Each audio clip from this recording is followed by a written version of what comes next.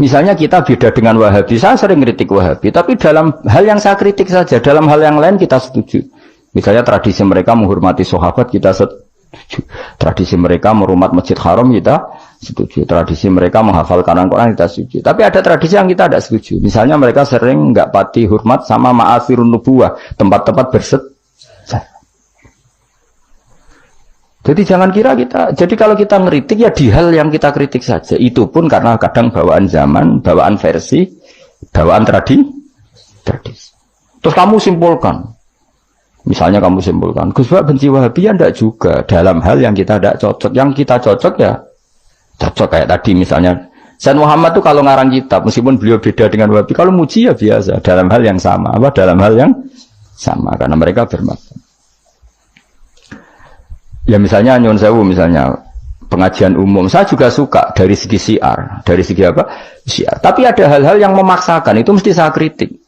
Wong karuan kiai cilik ning desa kok pengen pengajian akbar. Akhirnya panitiane door to door 2 wulan sedurunge pengajian. Angger wong ditari. Tapi kalau sudah levelnya memang pondok besar, buatnya besar, keuangannya besar, itu kan memang enggak berat.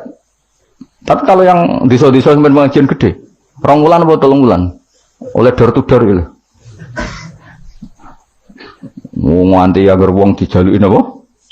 Sudah. Padahal kampung situ enggak butuh pengajian besar karena wong butuhe cek mabadik fikih. Lah lha opo ngundang kiai level apa? Nasional. Tapi karena panitianya yang angkuh. Ya seperti ini harus dikritik, tapi bukan berarti kita membenci karena ya ada sisi baiknya. Misalnya nah nyimpulkan rezekinya gitu. Misalnya ada orang alim soleh ketemu wong ayu di jalan tanya, saking pundi mbak, saking mriki. Sebetulnya ini murni hakul jar karena tetangganya dia takok. Berarti muamalahnya hakul. Terus wong alime ya terbatas. Oleh delok ora kok ngarep ngisor nganti dhuwur sak kadare. Terus bareng Ruhin roh, oh nak ngono jagoan mbek wong ayu ku oleh. Wong aku tahu ketemu wong alim jagoan mbek wong ayu. Lah itu jenenge kesimpulan. Kan terus sakarepe dhewe jenenge nyimpulno iku sakarepe. Di saya ulang lagi ya, ini sebagai napa kita niru Rasulullah sallallahu alaihi wasallam. Wong mukmin kabeh kudu salimus sodri, napa salimus terus selamat dadan. Kula hormat sama semua orang se-Indonesia yang memberi kontribusi pada agama ini, saya hormat. Cuma bawaan kita beda itu dalam hal itu apa? Dalam hal itu. Ya misalnya gini, nyuwun sewu, misalnya saya dengan tokoh-tokoh besar itu yang saya sebut itu saya hormati semua. Dengan tokoh yang kita mungkin cara zahir beda kita hormat. Cuma mau tidak mau memang kita kadang kritik, tapi itu bukan bawaan kebencian, bawaan tadi kondisi, no? Misalnya gini, nyuwun sewu ya. Saya tetap menghormati semua siapa saja memberi kontribusi pada agama ini. Baik yang terkenal maupun tidak, yang tersembunyikan namanya maupun tidak. Saya sampai sekarang masih punya adat sowan kiai-kiai yang enggak terkenal tapi memberi kontribusi pada agama ini. Saya hormat. Tapi yang tidak terkenal juga punya sisi negatif sebetulnya. Karena orang enggak bisa mengakses karena enggak. Yang terkenal punya sisi positif yaitu syiar. Tapi resikonya biasanya terkontinu, terrutinkan hanya ngomong-ngomong ketika ada acara besar. Tapi hariannya kurang bagus biasanya karena fokus apa? Ya fokus kebesaran tadi. Kalau yang kecil biasanya hariannya bagus, bikin madrasah, bikin dinia, tapi nggak mudah diakses karena nggak terkenal. Ya itu bawaan manusia plus Sallallahu Alaihi Wasallam, didikan Kanjeng Nabi. Saya hormat sama tokoh saya termasuk tokoh negara. Saya hormat siapa saja karena tetap menjaga kestabilan, menjaga apa? Meskipun dalam banyak hal kita beda. Ya kadang beda itu kadang kita ngeritik. Itu bawaan ulama dulu. Zakaria Al-Ansori itu ya ora cocok kok Imam Suyuti. Imam Suyuti ora cocok kok Imam Sakhawi. Nek ketemu mbok takok mbok. Ya ulama dulu biasa satu kurun itu saling enggak bertanya karena fokus ke dunia masing-masing. Misalnya tradisi kita kalau ngaji Quran itu ya yang ditanyakan sanadnya dulu. Tradisi mereka tajwidnya dulu misalnya atau tradisi mereka itu makna dulu. Kita tidak tahu. Misalnya tradisi di India.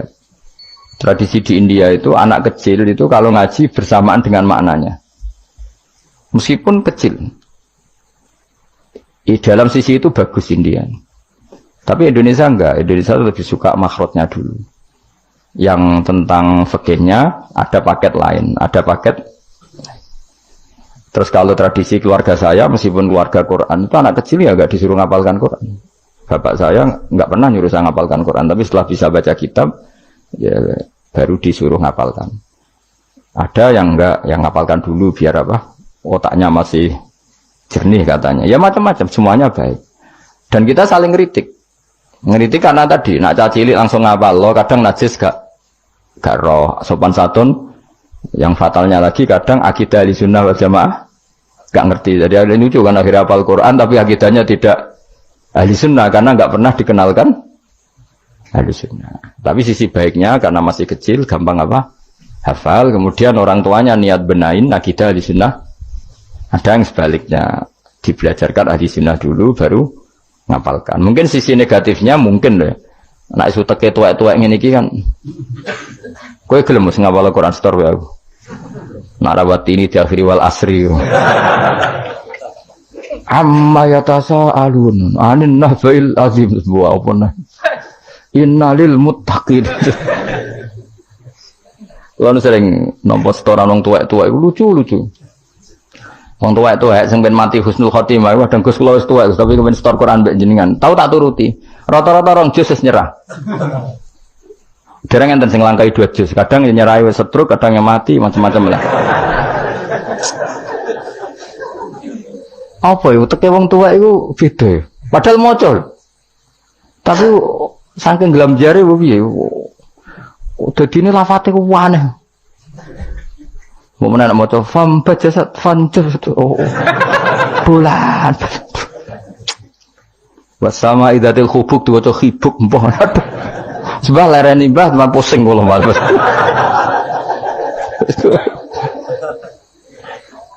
Dadi duwe khayal dhewe lho.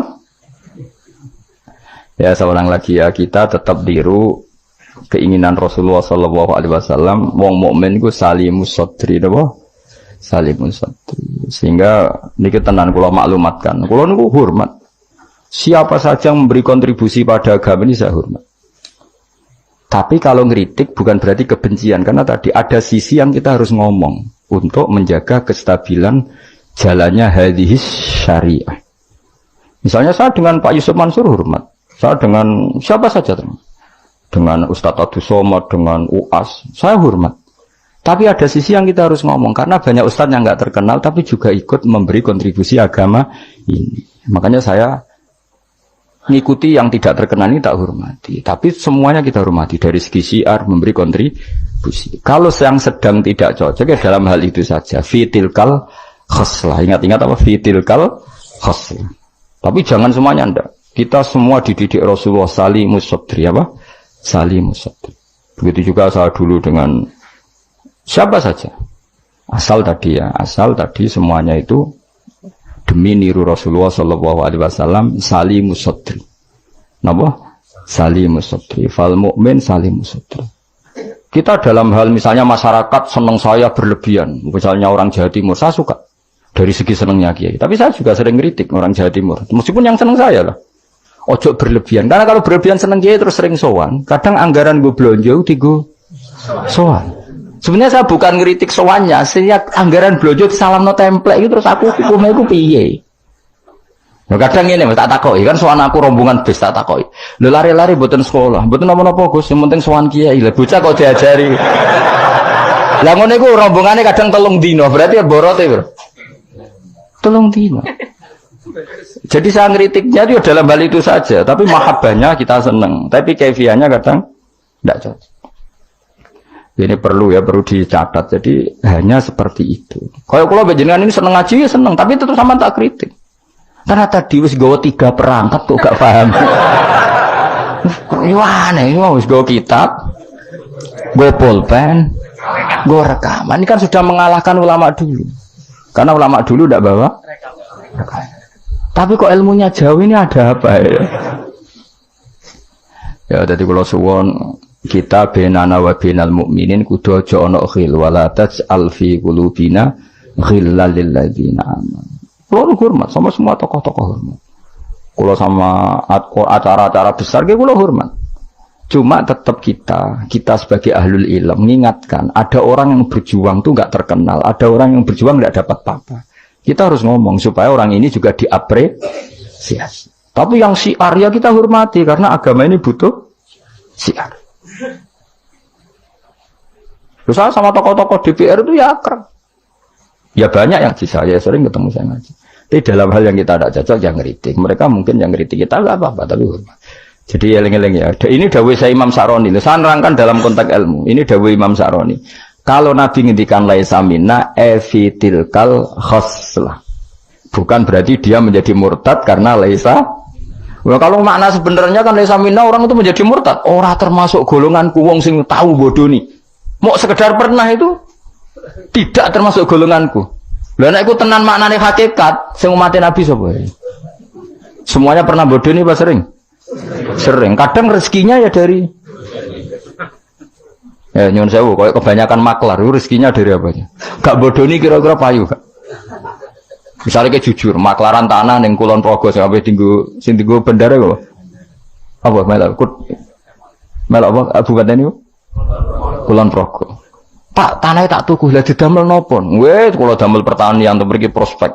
Padahal niatnya itu iki apa dadi apa? Bendara. Dituku rega murah. Misalnya itu mendingin, mungkin Jimban dari bandara Pak. Mung Jimban regane larang, mung dereng larang kalau tak tubas Pak. Gelem ta ora wong iki. Misalnya jujur ngono.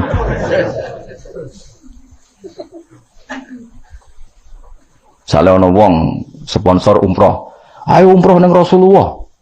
Ben aku sugih, mergo nek ana umroh aku sugih. Gak payu umroh. Tapi nek muni ngene, wong kudu kangen Nabi, kangen Ka'bah. Wong ora kangen Nabi Ka'bah. Carane kangen yo umroh. Mandidi, sing jujur mbek sing rapati jujur. Gak jawab bae kira-kira wae.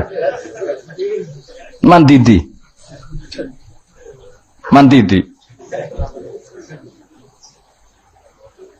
Lah iku misale terus hadis laisa minna iku maknane apa?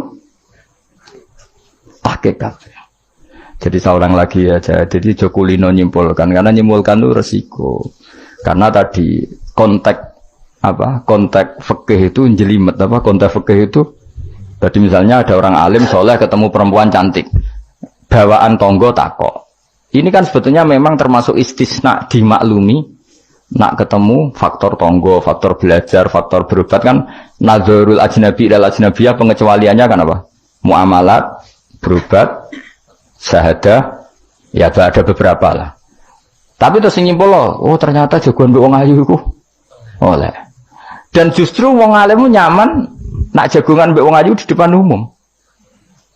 Nak wong ra alim kan malah seneng nek dhewean malah keliru dul. Kowe nak duwe tangga ayu, ajane malah lumayan jagongan di depan umum dul.